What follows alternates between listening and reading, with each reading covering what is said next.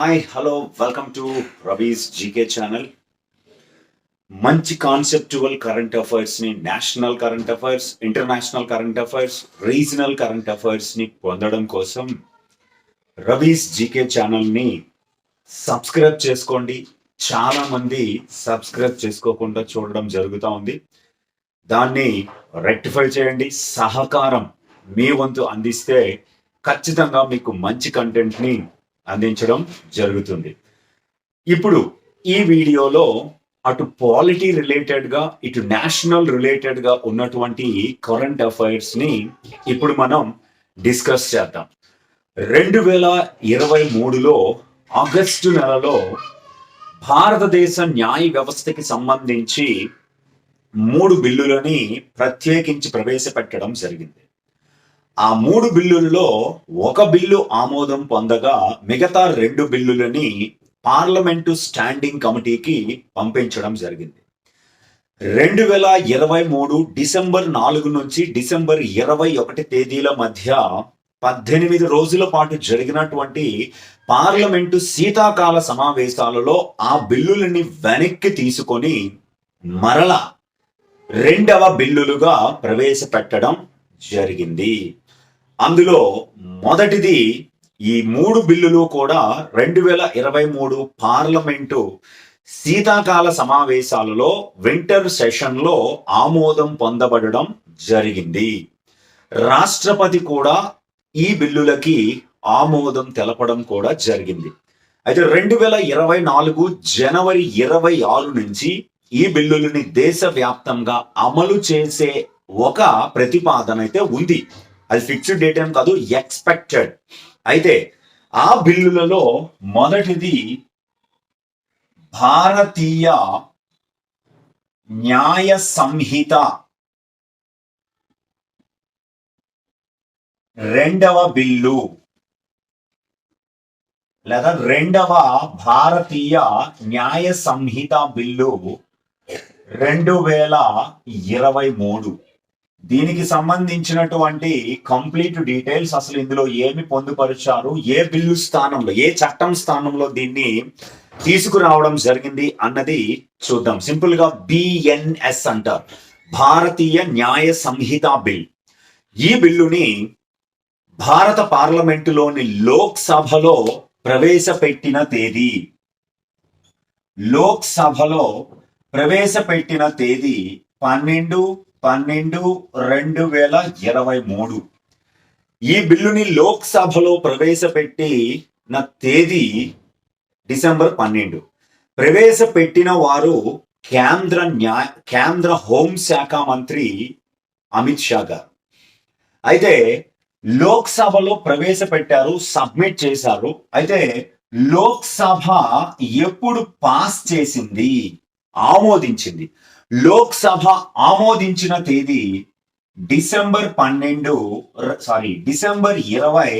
2023న లోక్సభ ఆమోదించింది.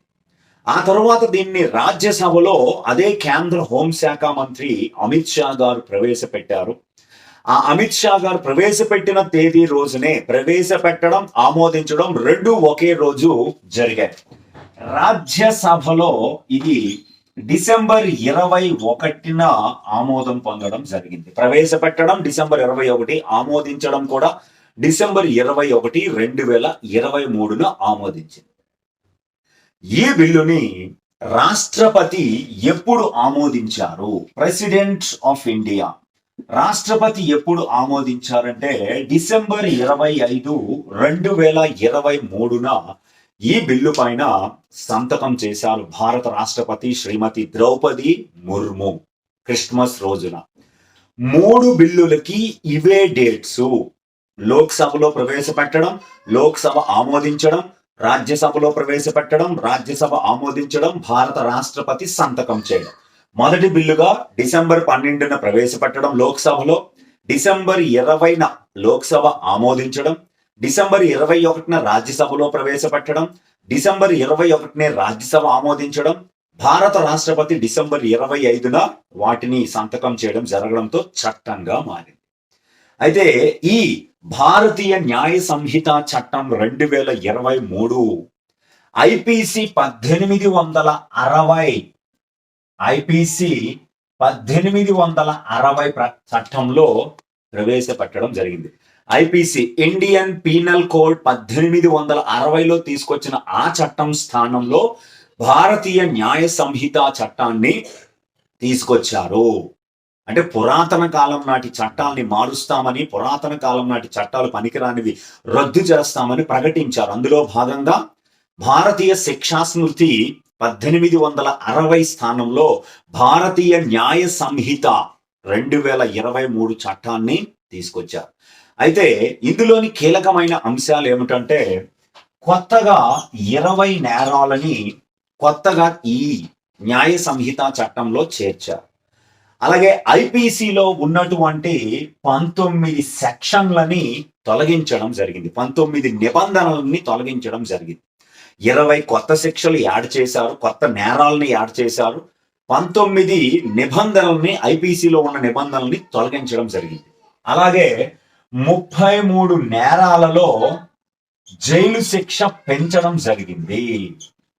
33 నేరాలలో శిక్షని పెంచడం జరిగింది, జైలు శిక్షని పెంచారు. అలాగే 83 నేరాలలో జరిమానాని పెంచడం జరిగింది. అలాగే 23 నేరాలలో తప్పనిసరిగా కనీస శిక్ష విధించేలాగా కొత్త చట్టంలో తీసుకురావడం జరిగింది. అయితే కొత్తగా 6 నేరాలలో సమాజ సేవ శిక్షగా విధించడం జరుగుతుంది. అయితే ఈ బిఎన్ఎస్ భారతీయ న్యాయ సంహిత చట్టంలో మొత్తం 20 అధ్యాయాలు ఉన్నాయి. 20 అధ్యాయాలు. ఈ 20 అధ్యాయాలలో 358 క్లాజులు ఉన్నాయి.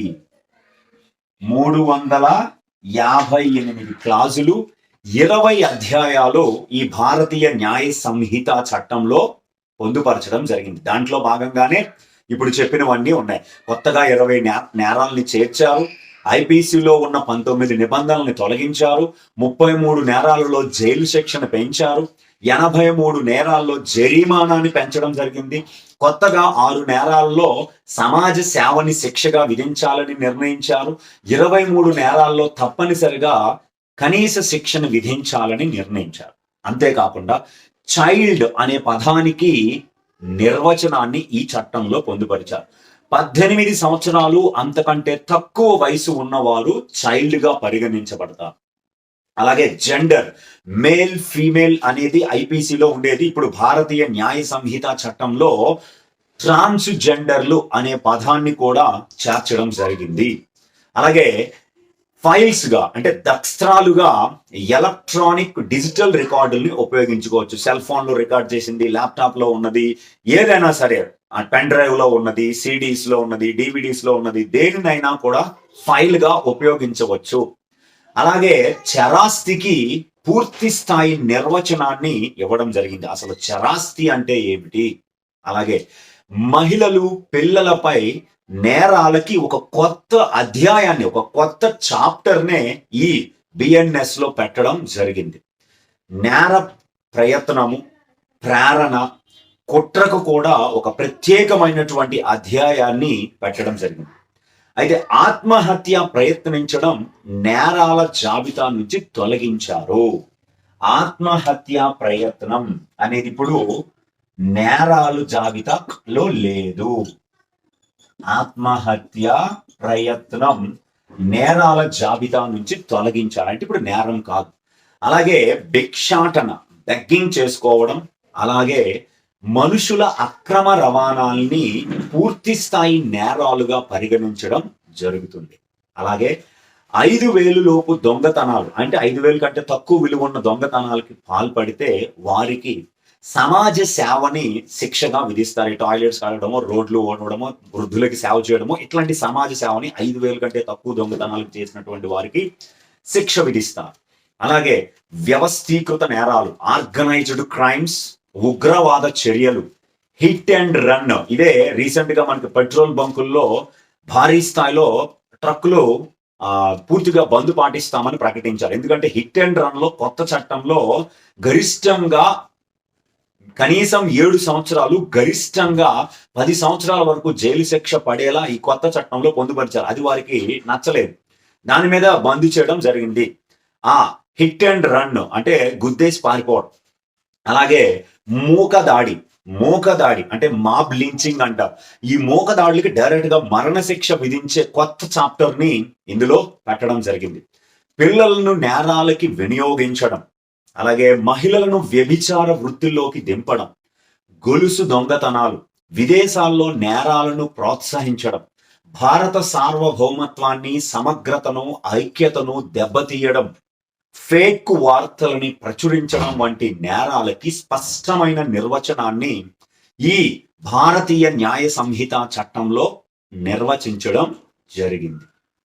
అలాగే 12 సంవత్సరాల లోపు పిల్లలని నేరస్తులుగా పరిగణించకూడదు అని కూడా ఒక కొత్త క్లాసుని తీసుకొచ్చారు. ఎందుకంటే 2007లో ఐక్యరాజ్య సమితి దీనినే తెలియజేయడం జరిగింది.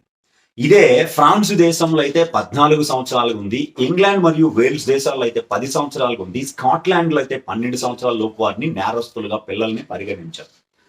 దేశద్రోహం ఇప్పుడు నేరం కాదు. ఇది రెండోది. ఆత్మహత్యల ప్రయత్నం నేరం కాదు అన్నాం. అలాగే దేశద్రోహం కూడా నేరంగా పరిగణించారు. తీవ్రవాదం నేరంగా, దీనికి మరణశిక్ష లేదా జీవిత ఖైదీ మరియు 10 లక్షల రూపాయల జరిమానాన్ని విధించడం జరుగుతుంది. అలాగే మూకదాడి, మాబ్ లించింగ్ అంటారు, 5 లక్షల వరకు జరిమానా వేస్తారు, కనీసం 7 సంవత్సరాల జైలు శిక్ష మరియు జీవిత ఖైదు, మరణశిక్ష విధించవచ్చు. అలాగే అత్యాచారం, రేప్ అనేటువంటి దానికి భారతీయ న్యాయ సంహితలో సెక్షన్ 63ని ప్రతిపాదించడం జరిగింది. అత్యాచారంకి భారతీయ న్యాయ సంహిత చట్టంలో సెక్షన్ 63ని ప్రతిపాదించారు. ఇదే ఐపీసీలో అయితే 375, 376 గా ఉండేది. అలాగే భారతీయ న్యాయ సంహిత చట్టంలో హత్యకి సంబంధించి సెక్షన్ 101ని ప్రవేశపెట్టడం జరిగింది. ఇదే ఐపీసీలో అయితే 302. ఇప్పుడు భారతీయ న్యాయ సంహిత చట్టంలో సెక్షన్ 101. అలాగే కిడ్నాప్ కు సంబంధించి భారతీయ న్యాయ సంహిత చట్టంలో సెక్షన్ 136ని పెట్టడం జరిగింది. సెక్షన్ 136. ఇదే ఐపీసీలో అయితే సెక్షన్ 359 గా ఉండేది. అయితే ఈ భారతీయ న్యాయ సంహిత చట్టాన్ని 2023 ఆగస్టు 11న కేంద్ర హోంశాఖ మంత్రి శ్రీ అమిత్ షా లోక్సభలో ప్రవేశపెట్టారు. దీనిని 2023 డిసెంబర్ 12న ఉపసంహరించుకొని మరలా అదే డిసెంబర్ 12న కొత్త బిల్లుని ప్రవేశపెట్టడం జరిగింది. ఇందులో ఇవి కీలకమైనటువంటి ముఖ్యమైనటువంటి అంశాలు, చాలా చాలా ఇంపార్టెంట్.